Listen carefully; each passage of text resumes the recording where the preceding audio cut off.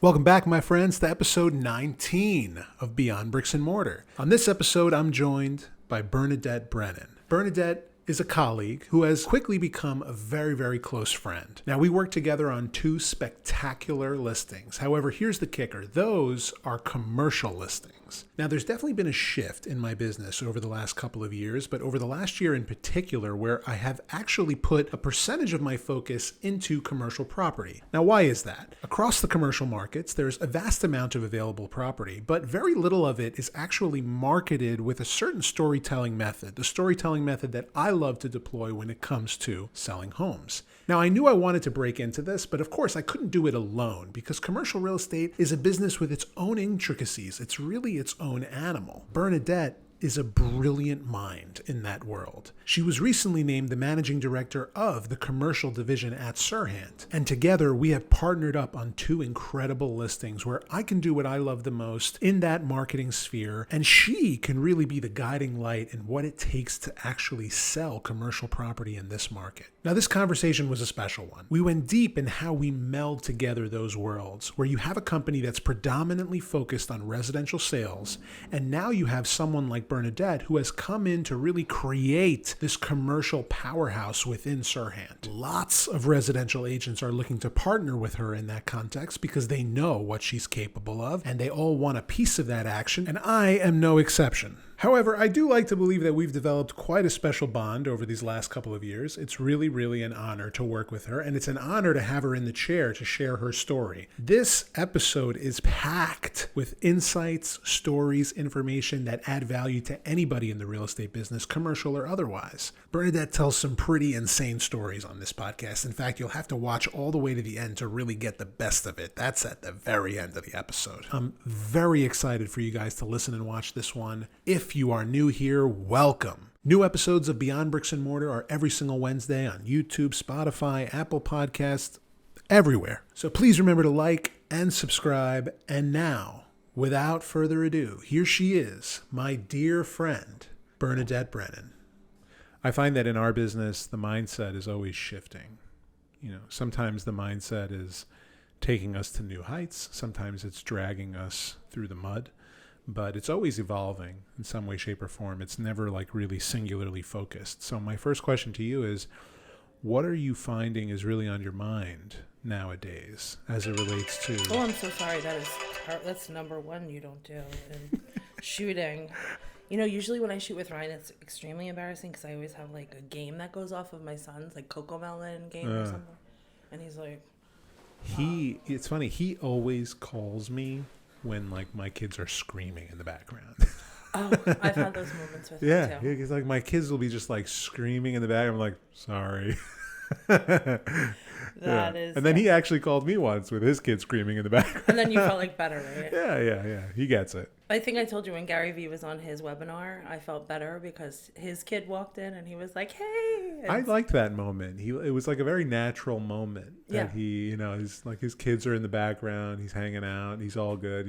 It's. It made me feel less bad about my kids being in the background hanging out sometimes. So. Yeah, why? Yeah, but it's life. Yeah, exactly. Yeah. It's life. I feel like it's not people are never like upset about that sort of thing. Yeah, sometimes I think maybe it's just me. I don't want anyone to think I'm not like professional and I'm just home doing laundry or something. Yeah, but it's not unprofessional. First of all, you branded yourself as mom boss. Yeah, so that's okay. You've melded that life of being a mother and being like a successful real estate agent, which is definitely something I want to talk to you about because it's like the brand you've created for yourself.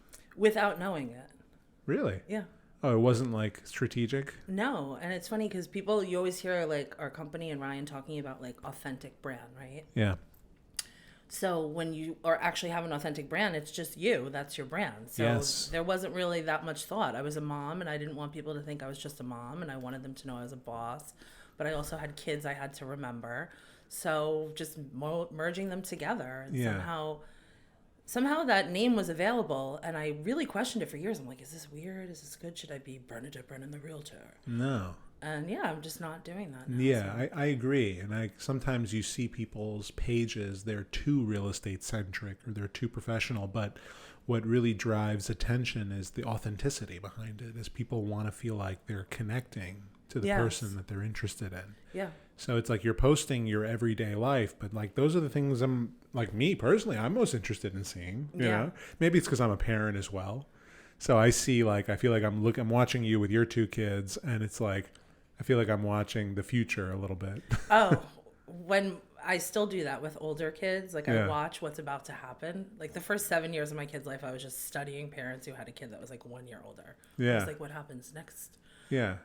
Sometimes it's nice. My 2 girls are 15 months apart, and they're like in a phase where they're like, they don't really love each other so much, you know, like especially my older one is like using her hands a lot. My younger one too.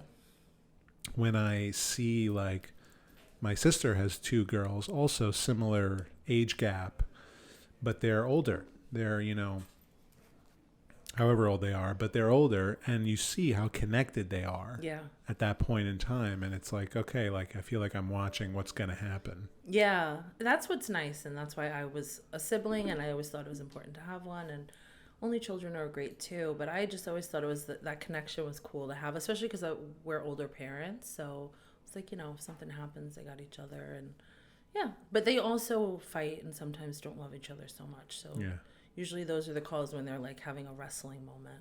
Yeah, it happens. But you have 1 boy, 1 girl, right? 1 boy, 1 girl. Wow. 4 and almost 11. Wow. Yeah. Fantastic. You really are a mom boss. Mm-hmm. Anyway, I want to revert back to that first question. Yes. Is that really what is your mindset nowadays, presently, as it relates to the work? You know, how are you thinking about the work on a day-to-day basis? Or in terms of the market and the climate, or in terms of my approach, or both? What comes to mind? What comes to mind is that it's a tough market, and everyone seems to just really want to dig in on how tough the market is. And while it is tough, I feel like things are always tough. I feel like nothing's easy, right? So, I mean, there was a moment where there was lots of stuff happening, and especially in residential, there was, you know, that bubble. But in commercial, we haven't really had that. So for me, like, it's normal to have a tough market. I kind of feel like I thrive in it in a weird way. I never will not come with a solution for a client. So that's kind of what I'm starting to be aware of and project in my pitches and my listings and dealing with my sellers and our agents, right? We actually just signed a contract this morning, full ask, multiple offers, under 30 days on market on our Lexington project. Congratulations. It's amazing. And if you were to look and read the news, you'd be like, this is going to be sitting forever. This is never going to trade. Yeah. I had other brokers calling me being like, your price too high. But you know what? The market spoke and we weren't. And there's a lot of excitement, especially for like owner users and this ability to get in now in the market. So that's what comes to mind, is this managing of this negative narrative that no one's buying and no one's selling. Because I have a closing tomorrow that says otherwise. I have you're doing incredible. This is like such an incredible thing to watch you doing. So amazing. Well, like you said, there's a solution to everything.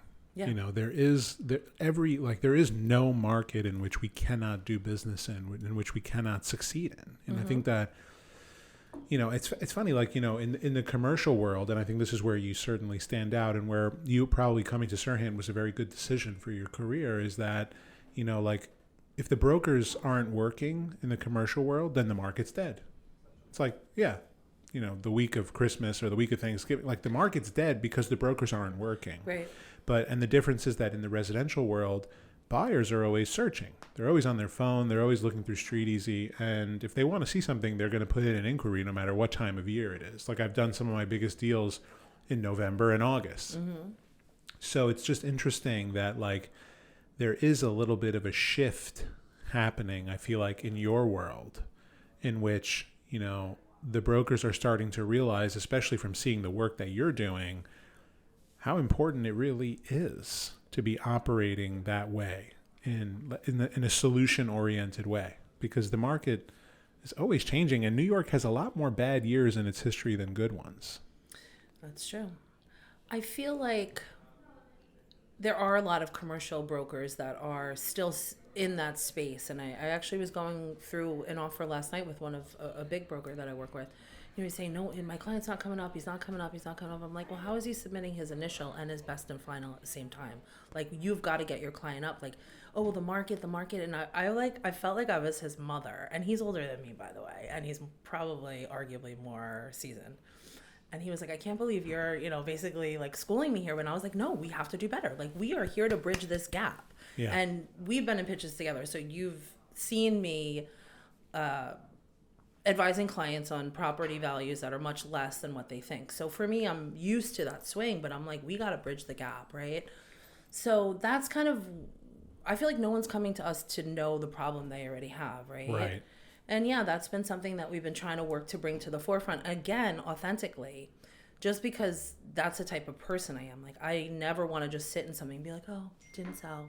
I always want to say, I did my best. And if it didn't transact, it's because it was probably priced inaccurately, and you may or may not have listened to those signs in the market and me and offers coming in.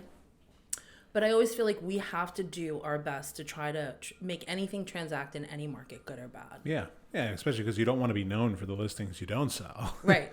Right. That's actually something Ryan told me when we were considering taking on this big listing that we have together. Is like, listen, you don't want to be known for the listings you don't sell. I wish he told me that about one. He was like, take it, do it. You got nothing to lose. Yeah, no. Well, I mean, he said that too. Yeah. But it is true, yes. Yeah, and it's definitely like, it's interesting to see the way other brokers operate in these tougher situations. To some degree, it all does come down to price. But at the same time, like, taking a certain level of initiative to bring as many eyes to the property as possible. I think that's obviously the magic of SERHANT to some degree. We've been even tweaking our approach to show the potential of all of our listings in what can be done. So actually walking through the tour with visions that we can share with clients about what can go where, what could be done, what could be a live work, what could be, an added terrace, just showing them the value and walking them through the story of that ownership, as opposed to just like opening the door, letting them look, asking me for a cap rate. It may or may not add up to what they want, but showing them the potential, showing them the rezoning that might be happening, showing them the options to build, to extend, to get more square footage, to resell, to like anything that you can share, that all these buildings have all these great cool secrets. And you're not like leaving it to their imagination. Yeah. You're helping them, guiding them through the vision. And it's more time consuming because some of them aren't, familiar with it, but that's how all of our last big deals have been done, by educating this investor. Most of them were investors that had invested in other markets looking to open in New York, and just showing them what could be done. You could do a nightclub, you could do this, you could do a restaurant, you could do a bar. And really selling them on that vision of owning New York, which at some point they may have not been able to buy into like they can now. Yeah. How do you see the market unfolding over the next couple of years?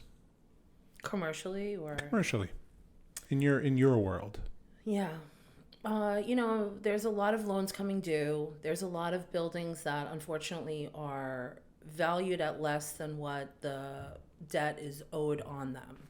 So you'll see that in some of my bigger listings, and that's kind of why I'm so comfortable with dealing with the banks, dealing with the foreclosures, dealing with the short sales, making that's how I got all my big listings, was just telling the sellers, I'm going to help you through this, and you don't need to be scared anymore because I'll deal with the bank. That was my first pitch.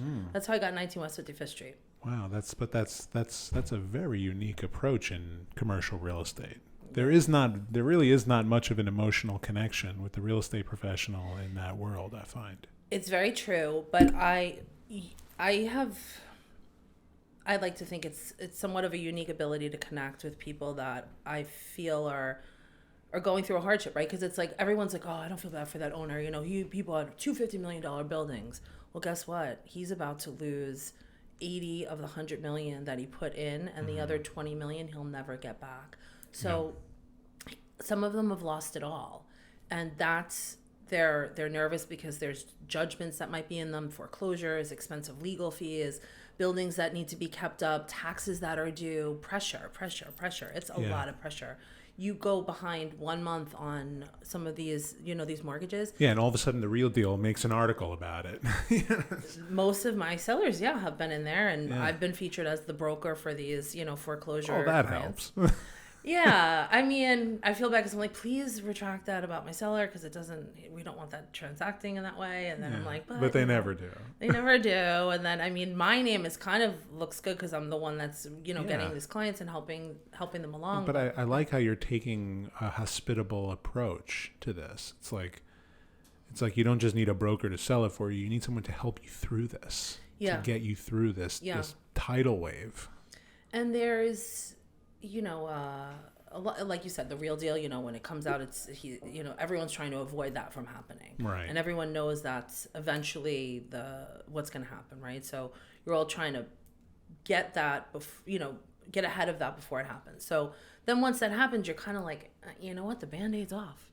Everyone knows. It's no longer a secret. It's almost like, I don't want to say good, but it's not, it kind of opens it up and you're no longer just like hiding and afraid and don't want, you're like, what else can happen? We're here. Right. And that's what I've done. I've just really, even up until last night, just constantly dealing with the bank, constantly showing them the value. Just hammering away. Hammering.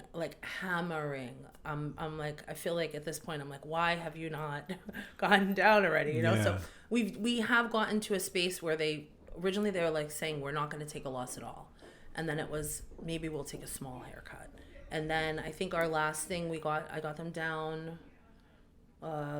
almost $20 million. So, and I was like joking with Ryan, I was like, listen, we just need 22 million. What's another 2 million? We're bridging that gap. So, but to the bank, they're like, we already have said this is our best and final. So now I just have to still work them through. We're a few $1 million off between what the bank is willing to do and what the highest offer we have at this time. So I asked this question of Mallory Bogard when she was here. Historically, women hold the top spots for the industry's most accomplished real estate agents. What do you think gives women a competitive advantage in our business?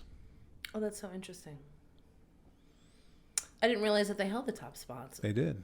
Yeah, they certainly do. I mean, especially in the residential world, whether it's Dali Lenz or Serena Boardman or just like there's a long list of really successful women in real estate, more so than men. Interesting. I would say maybe it's our ability to connect on that human level. I feel, and I have taken that because I've done residential for many years and I am a mother and I do have that compassionate side of my pitch. I'll tell you in the same breath why you're going to lose 20 million and then why I'm going to walk you through that grieving process and then how I'm going to bring you out on the end and how it's going to be okay. And I think that maybe is like that nurturing woman side of things where, I think when you pitch in that way with the compassion and the being able to connect, maybe that's what could be like a helpful glue in a lot of this success. Yeah. Well, actually, Brandon Bogard told me that he feels that women are generally more empathetic than men and they can align with people that way a little bit better. And I suppose in the residential world, there's a lot more emotion tied into the deal. Yeah. And so maybe there's a level of empathy and patience there that women can generally deploy that men generally don't. Yeah, it's interesting because when I walked in, I told you we were just on a pitch that was extremely time consuming, and it was me partnering with a male agent who I love, and he's super successful, accomplished, and all the good stuff.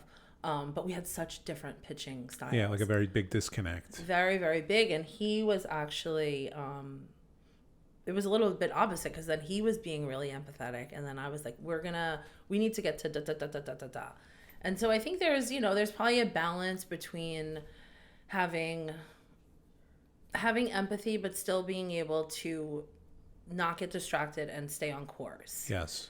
I've seen a lot of, you can easily get distracted in these deals, especially like even in the one we were just on, it's like it could be residential, it could be converted, it might do this, it may do that, you might have air rights, you might be able to do this.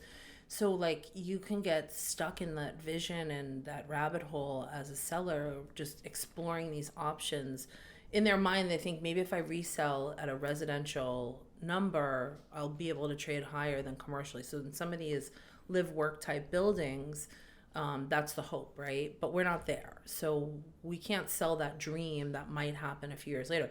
I can sell the possibility of that and why that's going to be a value add play for you, but I can't sell off that. So that's like what I worked on constantly, just keeping them on course. Like, we have to sell this commercially, and that could be a value add later.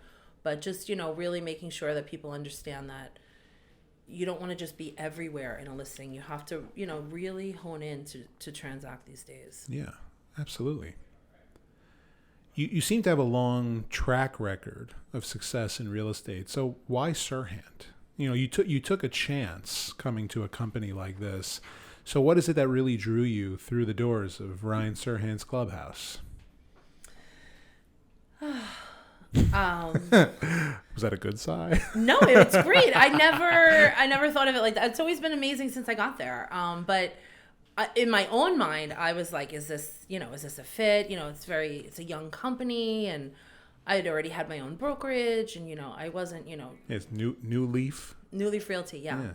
And I had been transacting there and then under attorneys for well over 15 years. So I was always operating my own show. And that's kind of a good fit, which I didn't realize when I got to SERHANT. And I don't think they knew what to do with me either, but they were like, this might be fun. I was like, okay.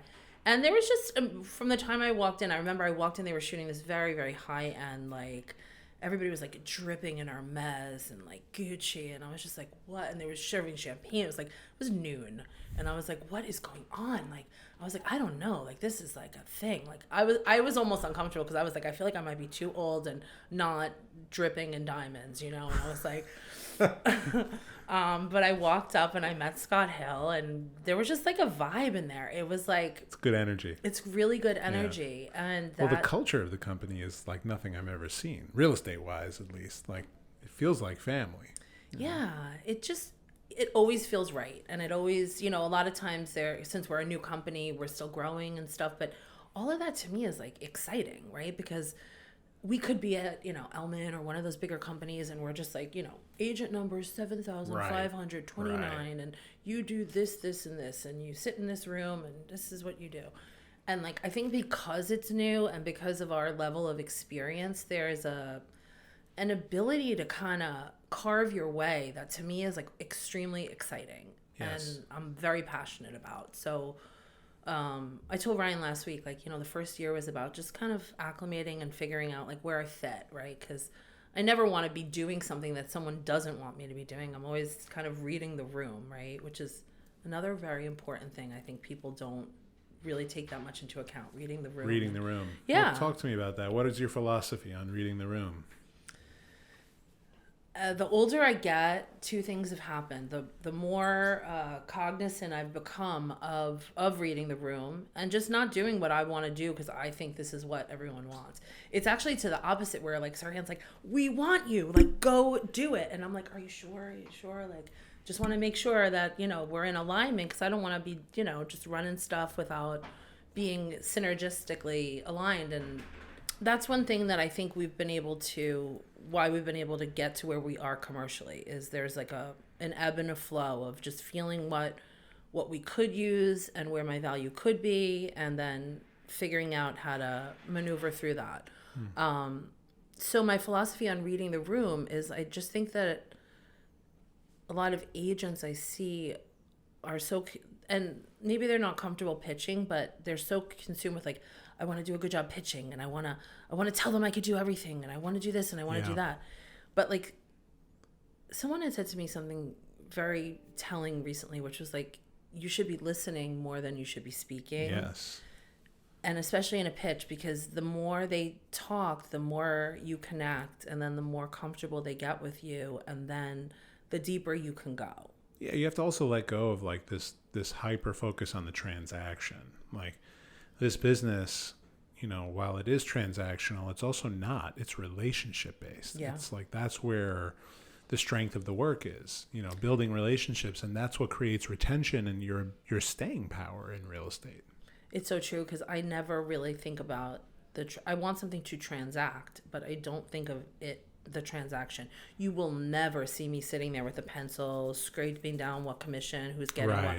That is the last thing I do. I always feel like my commission will be the last thing that's going to be, you know, penciled out. I never start with that because I always feel like that's the number one way to kill a deal. Well, that's the right intention coming into the deal, is focusing on it that way. Yeah, but yeah, you're right. There are so many agents who just don't put enough care into that element, or read the room, as you say, or just, you know, calibrate to the person on the other end of, you know, on the other end of the conversation. Yeah. You know. And I think that's what, like Ryan released a course called Kodo, like close on day one. I've been wanting to check into that. Well, I think that, you know, conceptually, it's not about closing a deal on day one. It's more about forming that relationship. Bond. Yeah, that bond. Because once you do, the person's not going to want to go anywhere else. That's how I feel like I live every day of my life. Yeah. I just feel like you're never going to want to go anywhere else. And so we might as well just do this together. Yeah. And I feel like even you and I, like, we enjoy working together. Yeah. We do, you know, challenging listings, but it's like, it's fun. It's enjoyable. We're, you know, sparking interest. It's collaborative. And I think that's like why it's become a little, it's become natural for me to begin to mentor agents with these intentions of just like collaborating and building and growing. And I think that's why it's just been fun to just do new listings and stuff with everyone. Yeah. Well, it looks like all of the agents on your team are relatively new to the business. You've really like opened up a school almost for commercial real estate. Right, which I didn't realize when I started. Jade has commercial background, and she's been doing commercial for quite some time, and her family had owned buildings since she was little. But all the other agents were residential, and it just was like, again, just naturally, you know, they started approaching me and they were interested and they were, you know, forthcoming, and they just, a lot of times when I go to SERHANT, just because the listings I'm on, they're exciting and people want to be part of them. And, you know, like, if you had a choice and you were going to rent like a $2,000, you know, rental, or you were going to try to get a $65 million building off Fifth Avenue, you're probably going to be like super excited to try to go there, you know? So yeah. I think just the type of listings have gotten the attention of a lot of residential brokers saying, hey, this is kind of cool. We could do this. So my team was born out of just really like a natural connection with them and the need for some help. But as we grow, we will only probably be expanding with agents with commercial experience. Yeah, that makes sense. Yeah. So, yeah, it seems like SERHANT should enter into a realm of actually hiring agents with commercial experience. It seems like you're taking on lots of agents who need mentorship in that context. Yeah, we are. I don't know if you've heard, but I am the managing director of SERHANT Commercial for the Northeast. I have. Congratulations. Thank you. And as we roll that out, we are going to be doing two things. We are going to be recruiting commercial agents, and we are also going to be rolling out something that we're calling the List and Assist program, where we help residential agents list commercial properties, and we assist them through that process. So then you can feel like you can get a commercial listing and you could do the right thing, and you have the support, mentorship, and guidance from us. And you have all of the platforms and reach that we have to advertise commercially, which you need to be doing. You need to be doing that. If you don't know how to do that, you should not take commercial listings. So that's what we're going to roll out to assist agents just to do bigger listings and get their feet wet in commercial and support them through that process. Yeah, well, I think that SERHANT is definitely the right umbrella to do that under, just given the exposure and the following and everything else. I mean, a lot of these sellers want to take advantage of that, and I find that, and you pointed this out to me, that a really large percentage of sellers in this climate, you know, they're attracted to a brand like SERHANT because they believe that we can bring that celebrity or that user through that door. Through the door of the property to get it sold. And sure, in a lot of ways we can with the right marketing and the right target. But I think that there's a powerful element there that will just, I mean, you've gotten a lot of listings over the last year. Have you not? Yeah. And we're about to put on another like 50 million probably. Wow. And then yours and mine, hopefully. I reached out to him today, by the way. He hasn't answered me. Oh, really? I think he has a thing against like residential brokers. He was like, "Why you guys? You're too residential." And I was like, "No, I'm commercial. I swear, I'm commercial. I do commercial." But I'm trying to get on the phone with him, but he just wants to text. Yeah, he likes to text. We'll see. We'll follow him. I feel like we're gonna get it. I hope so. It's a great product. I feel like it would sell pretty quickly. Yeah, I want to walk through what the air rates are really gonna look like, and then the user is what tricks me out there, because the user is not going to want to develop, and they're not going to want to pay what a developer would pay for all the air rates, right? So then that would bring our base down. But I don't know. It's such a beautiful space, and I definitely think it'll sell. It's in a good location too. Everybody right now just wants to be in Chelsea, and everybody that's there is wanting to sell. Like, I think it's a whole generational time. Like a new wave coming in. Yeah, it's like a lot of the galleries are going out, and then... Well, I hope that assists us in selling 22nd Street. Is that a good thing? Yeah, we need a blessing there. We need a blessing. Yes. So tell me the story about how you got into real estate to begin with, because you spent a great deal of time working in the music industry, which I'm curious to hear about. But what brought you to the point in time where you decided to put an end to that career and go into real estate?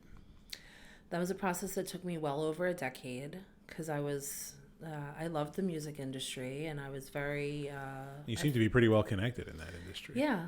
I had managed a bunch of... I managed a bunch of DJs and singers and artists, and I took commercial space. This is how I started in real estate. I was in music, and I always loved real estate, and I had this very small office that I was renting out of a record label, and I was growing quickly, and I said, maybe I should take my own office and make some studios. And 9/11 happened, and it was the strangest thing. Again, very, very in alignment with my character. I was like, this is my time.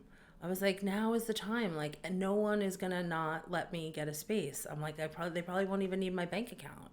So obviously after the whole dust had settled and everything had kind of calmed down from 9/11, but it was like a few weeks after, and I lived by the Trade Center when it happened. So that part was difficult for me, but there was a thing in me that said, I will not be running out of this city. I will not be forced out of my city. I will be one of the people that builds here, and I'm going to be a young entrepreneur that's going to get her start now while no one's looking and everyone's running, and they might let me in with $1 and a dream. And that's what they did. I signed my lease in December 8th of 2001.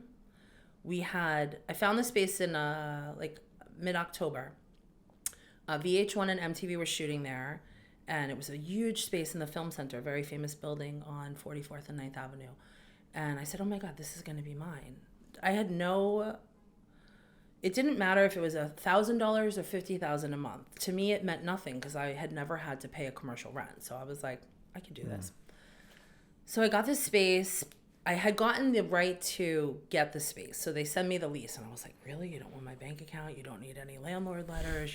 I was 23. I didn't have any of that anyway. Yeah. Well, actually, my father-in-law describes that time where, like, back in that day in commercial real estate, it was literally just you show up and sign a lease, and there was nothing to it. It was kind of like that. I mean, I'm probably younger than your father-in-law, but I thought for sure they were going to be like, we need, bank account statements and tax returns and this and that. But also it was like a month after 9/11, nobody was calling them. It was Newmark, actually. So they gave me a lease, and I had no money to come up with my security deposit. So I started going up there every day with masking tape and just building out what was going to be recording studios and office spaces and PR offices. I was basically WeWork 15 years before WeWork came out for creatives.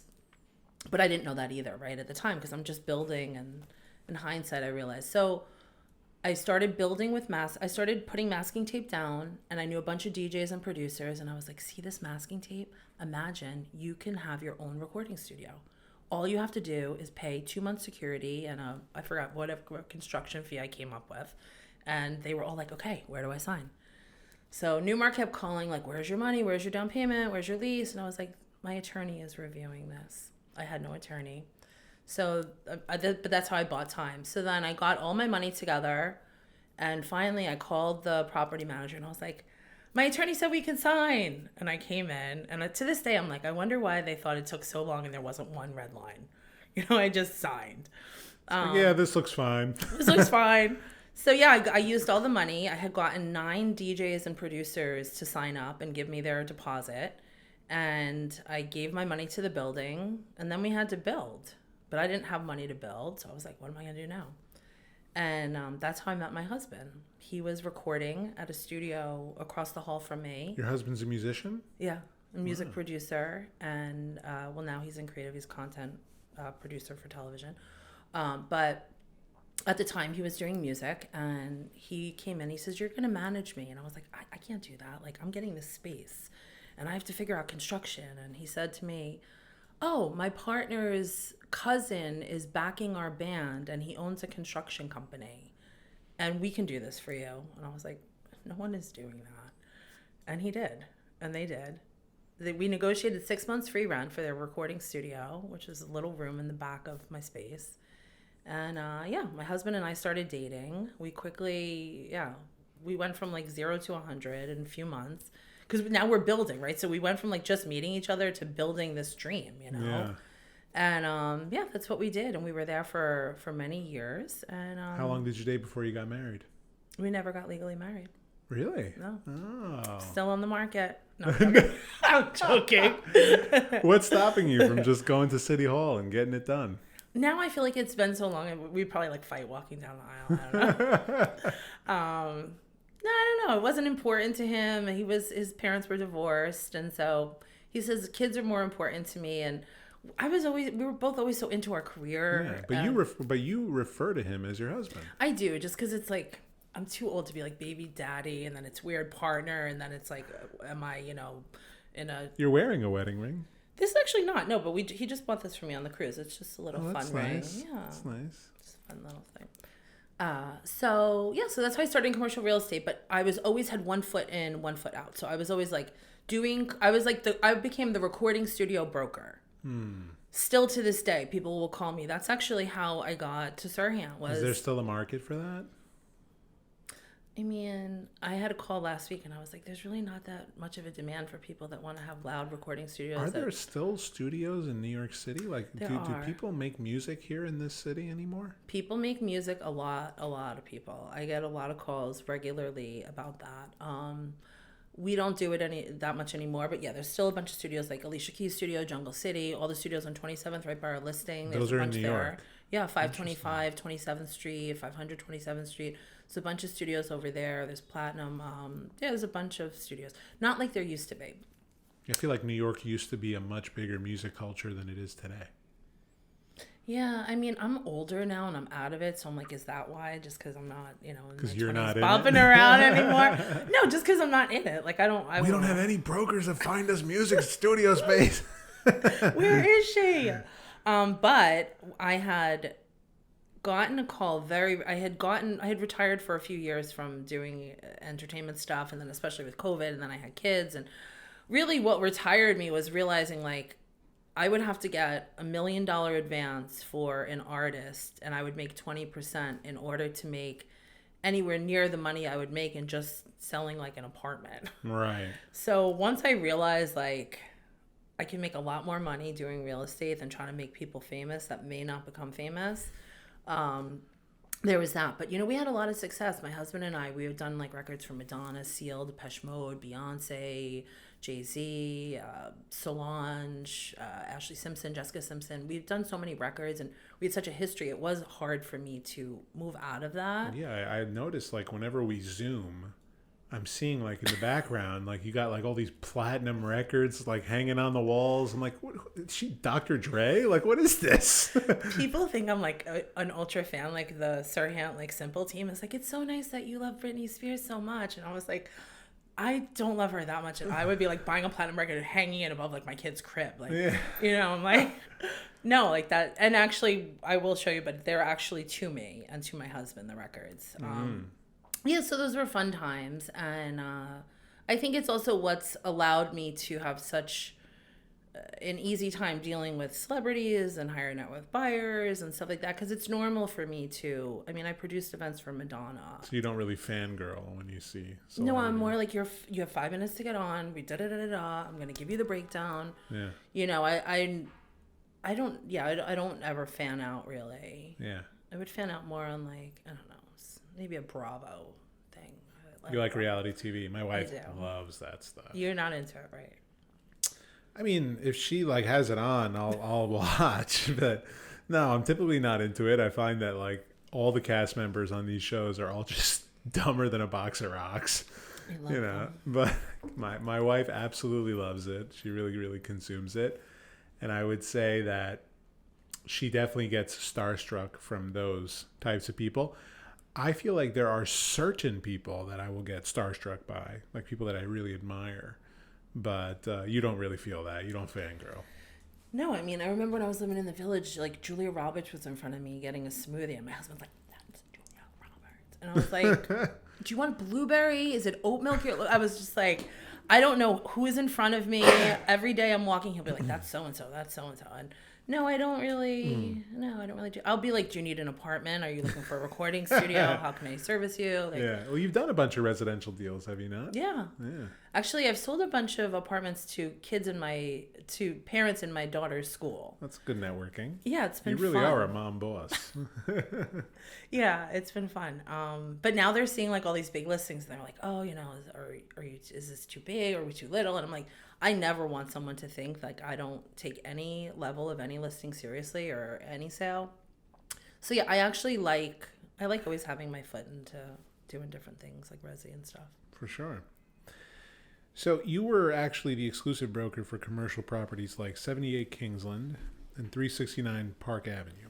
And it says in your bio that... I gotta update them. It says in your bio, Bernadette developed a unique business model that created affordable office space while generating more dollars per square foot for her clients than the Empire State Building. How did that take shape? That was the one call that I got from somebody after I'd been retired for years from the music industry, and the guy had a very thick accent, and he says, "Are you a recording studio broker?" And I could barely understand what he was saying, but I was like, I think he's asking if I do recording studios. So I said, okay. Sure enough, I went down to Kingsland, and there was like 40,000 square feet, most that used to be recording studios, and they had all been vacated and vacant from COVID. And so this is recent. It was right before I joined SERHANT. So I've been at SERHANT a year and a half. So it was like last May, almost 2 years ago, May. So I went over there, and I had seen like there was just so much space, and they had a similar model of just like small, almost like cubicle style. Most of them didn't have windows. But because of my experience doing the recording studios in the city, I came up with something that it wound up being like, I think it was like over $160 per square foot you wind up paying for just small spaces. So you make more money renting a lot of small spaces than you would renting a few big spaces. Oh, that's like the WeWork or just, small format office. Yeah. Like I'm paying like a little over $2,000 a month for this office. It's like 90 square feet. Yeah. It's the same business model actually. And so, we just started renting it up, and I think it took me, I started in May, and I rented out the whole building by August. And then there was colleagues of my landlords that had walked through the building, and they said, "Oh, we have 369 Park. We're doing new construction, and do you want to come over?" And I started there. And then in the interim, somehow SERHANT had gotten wind of something I had done, and we were talking. And I came in, and I was like, I do recording studio, commercial, like industrial buildings. And they were like, "Do you do any residential?" And I was like, "Yeah, I can." And then you also, after years in the business, you develop a network of people that could probably use residential services. Yeah. And then within a few weeks, I had gotten that really big listing for the for us and SERHANT. So that's really what then just changed the path for me of just not really being able to do a lot of the small leasing. They still call me all day, but I have to be careful in my time. Yeah, of course. Ryan talks a lot about that, and it's something that I've become pretty aware of, just the busier you get and in wanting to be effective and do the right thing for our clients. I've had to shift into what I can take on and what I can't. And yeah, right now the studios will never go away, but they're not at the forefront at this moment. You touched on this a little bit, but what would you say is the biggest mistake you see our colleagues making on a day-to-day basis? I would have to say not realizing what the client wants. So there's a difference between not aligning with what the client wants, which we've experienced, right? Like we want to sell at one price and they want another. That's one thing. But not really listening. Like I hear over and over, there's one thing that we're working on downtown, and it's an older woman that wants to sell, and she also has it up for lease. And there's interest in the lease, but I could see from day one, like she does not want to lease it. And they keep, offering her these leases. This is an option for a lease. And if I were you, I would take this lease and I would do this. And I don't see why she won't, because I would do this. And I'm like, I know, but she doesn't want that. She, you're in your 20s. She's almost 70. She wants out. She doesn't want to be managing a kitchen, hoping that she doesn't have a non-payment suit in, New York City court for the next 3 years. Somebody younger might want to take that on and want that, benefit. But I think just listening to what clients want is an important thing, and realizing what they want, because sometimes they don't even know. And just really, like, Josh Team had done this to me in one of our initial meetings, and we were talking about something, and at the end of it he says, so what I'm hearing you need is, and then we're going to do ba for Bernadette to support her here. And it was such a simple line, but it was so perfect, because it showed like he was listening to what I said the whole entire time. And then he came back to me with a solution and a plan to implement. So that's what I do now in a lot of my conversations with my sellers, is I listen to what their pain points are and then try to figure out how to fix them for them. Yeah, that sounds very effective. Yeah. And I would assume that on LinkedIn, on Facebook, on Instagram, you must receive a whole bunch of DMs from people looking to get into real estate or looking for advice, or people who are early in real estate or looking to join a team. So I would imagine that there's like a similar piece of advice you give to everybody. What would you say you really tell anyone who's looking to get into the real estate business? I would say start small, learn as you go, and don't try to skip the steps of the ladder. Your ladder will collapse and you will be up there looking silly because you didn't climb the steps properly.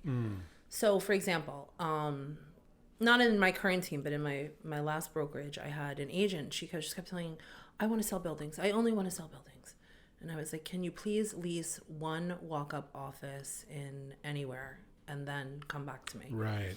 Do like 20. Baby steps. Yeah, because it's like you don't know what you don't know, right? You don't know about rental loss factors. You don't know about common charges. You don't know about P&Ls, I mean, that stuff is very important. It gives you the foundation. Like rentals teaches you how to transact in the marketplace. That's what I think. And I think anybody that tries to skip over that step is really doing themselves a disservice. I agree. I think you learn so much there. I think it's such a breeding ground and also they're smaller rewards, but they're rewards. It is exhausting if you're going to try to go from 0 to 100 and sell a building as your first thing.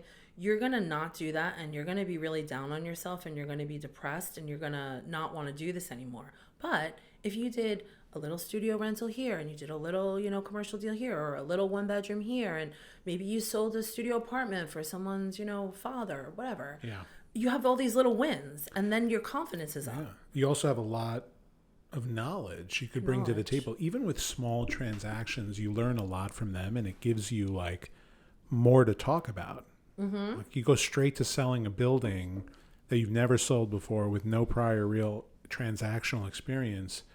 there's not much you could say that'll really convince the seller, not much you could say to bring yourself to victory for that listing. It's very true. In the pitch I was on today, there's a caretaker's unit, a potential caretaker's unit in a commercial listing. What is a caretaker's unit? Exactly. And if you didn't go through all these years of learning, right, you wouldn't know. So I happened to, of course, I knew about it. And I was like, we just sold a caretaker's unit. We're closing tomorrow. And they were like, you did? I was like, yes. And I'm going to put you in touch with that lawyer. And we're going to figure out how, if we can even do that conversion for the caretaker. A caretaker's unit is in a building. You're actually allowed to have a commercial space be residential for the caretaker to live in. Like the building manager. Yeah. But like some of the very wealthy families, don't quote me, but I think it was the Bergdorf Goodman family and a couple of the other bigger families that have the department stores live above their stores, and then they operate their stores on the ground, and then they rent in the middle.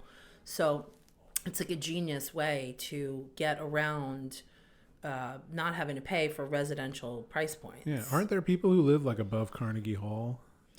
Yeah, probably. Is there? I think so. At least there used to be, at least. Yeah, but because of my experience dealing with a caretaker's unit in the last transaction I had sold, it allowed me to have the experience and the expertise to speak on that. And I started within 1 minute, I had remembered that there was a clause. Who even knows this? But I happen to remember. I've never met them in my life, by the way. I've never spoken to them. I don't know anything. I'm coming in cold with a few facts. One of the facts I happen to remember was that there was a strange verbiage articulated in the bylaws because they were one of the original owners that allowed for a caretaker's unit portion to be a living quarter for this commercial floor. The fact that I even remember that random tip, and like I probably can't know it, like my mom's middle name is odd, but anyway, I brought that to... Within a minute, she had mentioned something, and I was like, wait, I don't know that you need to do X, Y, and Z because you might be able to go through the caretakers, whatever, blah, blah, blah. And the fact that I knew that, and I knew that about her bylaw, and then I knew how to apply that into a solution for her, I feel like we had her, So that's the expertise that you need to be gaining as you go. So that way when you pitch and you're selling, you actually have a knowledge base under you to support you. Yes. I think that's very good advice. What would you say is the biggest mistake you ever made? Oh my gosh. So for many years, I had a hard time transitioning from music to real estate, and I always had my foot in the door. I always had 1 or 2 recording studios around the city that I was renting out. It was always my little in, and once in a blue moon, my husband would have a project he'd still do, or he'd come out and do something for one of his clients or friends or whatever. He was doing a lot of UFC too, so he would always need some once in a while, like editing for whatever he's working on. So we always had a studio, and the last studio I had, well, no, it's not I have one still in Union Square, but the second to last studio is on I won't say, but it's in Midtown South. That's where most of my studios were. So I did a triple net lease on a very small building that was a few floors, and we built recording studios, and it was very private. It was finally like one of the things that we thought we really needed as a recording studio, which is really privacy. So it's basically the ability to make a lot of noise and not get complaints. It's just what you need. So we had finally found this space, and it felt great. And there was only one other person in the building we rented to, and then we had the whole floor, the top floor. We had roof access, and it was just everything seemed fine. It was a few blocks from where we lived, and I was pregnant with my daughter at the time, and I remember like having like a playpen up there, and it was a good time. I do my daughter's like a party there when she was 4, and we had the space for years. And then COVID happened, and we weren't recording or doing much, and we hadn't been up there much anyway. And you still have to pay the bills, right? That's what people don't realize is whether or not you're there. That's what I'm saying. Like, also, like, yeah, when the market's not in a good place, like, what are we supposed to do? Are we supposed to stop working? Like, we have to keep moving. We don't have a choice. We got a family to support. You have a family to support. You don't have a choice.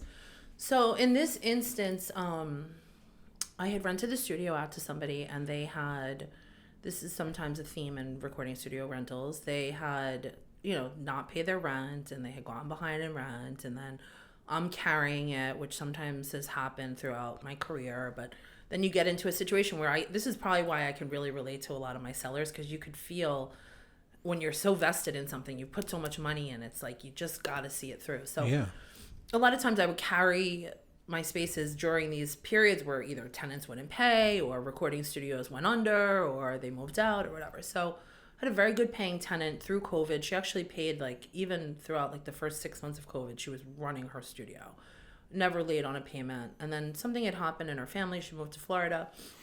Another guy who was in there had started renting. He got very far behind.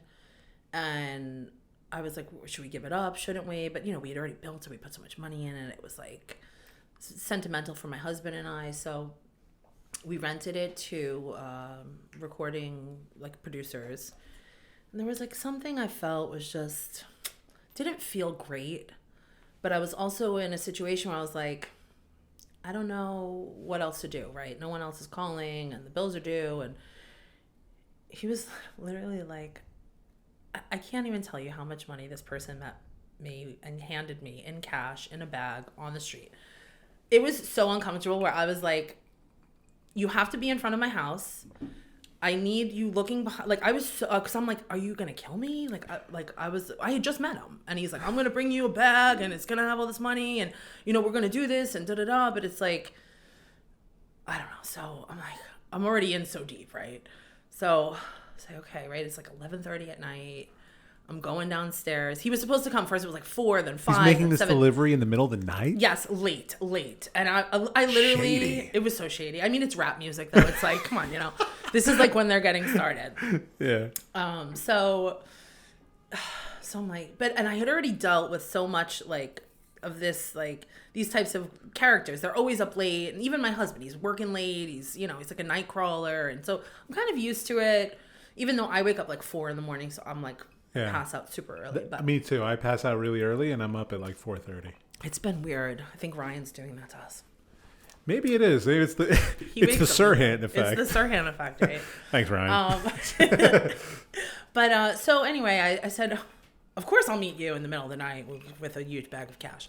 So I remember telling my husband, like, I forgot if he was working or what was happening, but I said, I'm going down and I'm going to keep my phone on and blah, blah, blah. And I even told him, I'm not meeting you in Times Square or at the studio. Like, it has to be at my apartment because there's security cameras and my doorman, and I just couldn't be exposed on the corner of 42nd and 9th with a big bag of cash at midnight.